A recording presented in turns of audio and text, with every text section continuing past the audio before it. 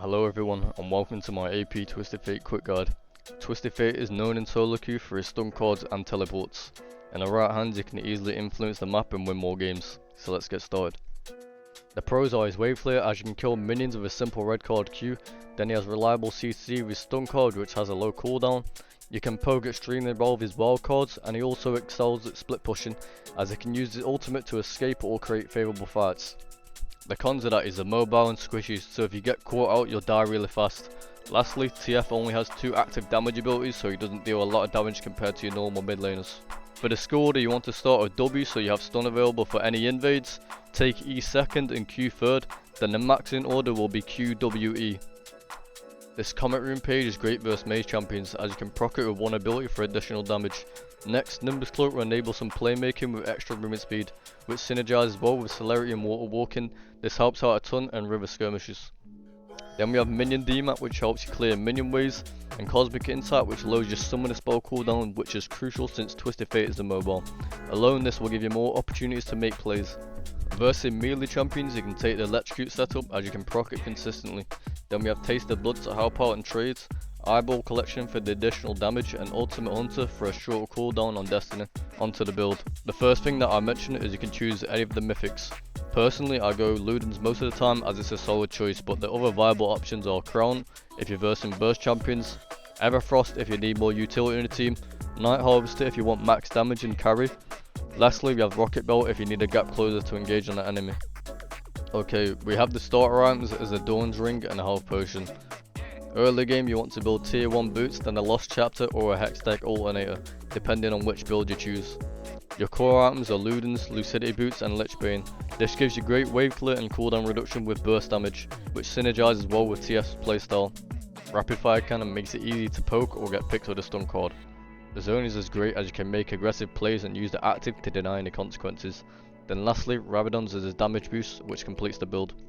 For the situational items, you can swap them for an item that you don't need in that specific game. An example being, if you're versus short range comp, then you probably don't need Rapid Fire Cannon and you can choose one of the other options. First we have the Medjais, which you can build for an early game Dark Seal, and if you have the stacks then you can go ahead and build the Medjais. Void Staff if the enemy has a lot of magic resist, Banshee's Veil if the enemy has a lot of AP, or champions with engaged CC abilities such as Amumu, Blitzcrank, Malphite and so on. Then lastly, Morellos if you're versing a team with a lot of healing. So against easy matchups you can hard push for the first few waves. Look for opportunities to synergize with your jungler. This starts from as early as first crab. When it's spawning you can roam and stun card the enemy jungler, which will give an easy lead. After this you can go back to lane, farm up and make use of your passive, which will give you extra gold to easily win your lane. For the hard matchups you should never shove the wave and look to hold the wave on your side as their kill pressure is high. Post 6 if you overextend versus them they can just easily kill you. So play passively, stay healthy, get the farm that you can, then look for opportunities to use your ultimate and gain leads outside of your lane. The best synergies are champions that have high burst damage, global ultimates, roam extremely well with crowd control so you can CC chain enemies when you're fighting. For junglers, Kha'Zix is one of the best combos as he's an AD assassin with high burst damage. Also he has a dash to follow up on stun cards. This lets him quickly execute their enemies, which is perfect for ganking. By having an AD jungler you have a good damage spread since your AP. For support synergies, Bard's a great choice as he loves to roam, so when you're into the harder matchups he can come to mid to relieve the pressure. Also you can coordinate ganks to other lanes and use Bard's magical journey to catch them out of position. In laning phase, try to poke the enemy laner, catching them out by using red cards on the minions, hit them with the AoE damage and follow up with the wild cards while they're slowed. However, be sure to manage your mana because if you go you won't have any lane pressure. If you poke them to low enough health you can commit to an all-in with a flash stun card and pick up a kill. Once you reach level 6 and have your early items, look to harass and constantly push the enemy into the turret. This will get you early plays, extra gold, while giving you opportunity to use your ultimate without losing any XP. Onto the mid game.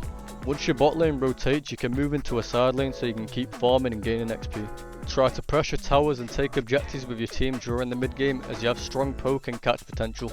When you're sieging, look to poke with your wild cards and put pressure onto the enemies. Try to stall out fights so you can get as many wild cards and stun cards out to increase your chances of winning. Onto the late game. You will need to identify your win conditions, if it's split pushing or team fighting. Generally you split push if you lose team fights, as this will draw pressure to you and potentially set your team up for a comeback by getting objectives such as Baron or Dragons. If possible, split push on the opposite side to where the objective is going to spawn. For example, split push top if the dragon is spawning soon, or bot if the baron is spawning soon, as this will give you a window to get inhibs, which puts pressure onto the enemies. Always try to punish enemies for their macro mistakes, that's the key point. Or if it's team fighting, look for picks with your abilities. Picking someone off and then collapsing on them for an advantage is a clean way to win a team fight and end the game. Pay attention to the enemies and allies position, as it's important for knowing what plays will work and if they're able to follow up on your stun card. Don't overextend trying to get picks, otherwise it will result in the opposite, which is you getting caught out. Lastly, if the opportunity is there, you can look to end out games by backdoor with your ultimate. For example, if Elder Drake is spawning and both teams are about to fight over it, you can use Destiny for vision and see the ult Drake. It's an easier end, so gate in and end the game as they won't be able to stop you in time. I hope this quick guide helps and good luck on the Rift.